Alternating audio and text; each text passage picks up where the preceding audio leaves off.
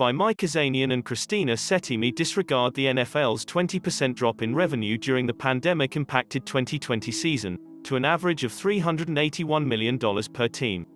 Forget that operating income, earnings before interest, taxes, depreciation and amortization, plummeted to an average of $7.1 million a team, from $109 million the previous season. The fact is, money came raining down on the NFL over the past year, pushing the value of the average team up 14%, to $3.48 billion, the biggest gain in 5 years. In March, the NFL signed $111.8 billion in media rights deals, $112.6 billion including the ESPN payment for extending Monday Night Football a year through 2022 and money received from broadcasters for additional regular season and playoff games, that represented an 82% average annual increase over the current deals.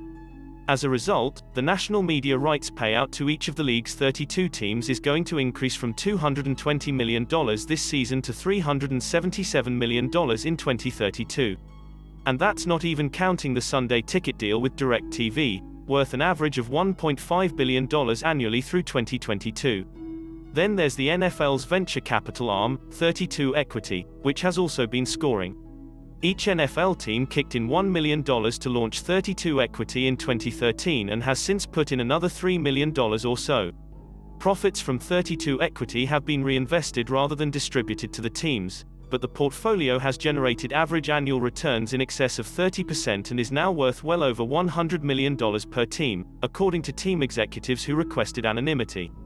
Among 32 Equity's investments, Fanatics, Sports Merchandise, Skills, Mobile Gaming, Genius Sports, Sports Data and Technology, Clear, Biometric Identify Verification, Hyperease, Athlete Recovery Devices, SportTrader, Sports Data and Technology, On Location, Luxury Event Hospitality, and Mythical Games, Gaming Technology Studio.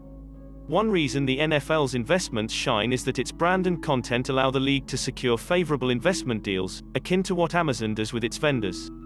For example, when Genius Sports became the official betting data source for the NFL in April, it agreed to issue up to 22.5 million warrants in addition to the cash it paid the league, entitling the NFL to purchase one ordinary share of Genius for 1 cent each.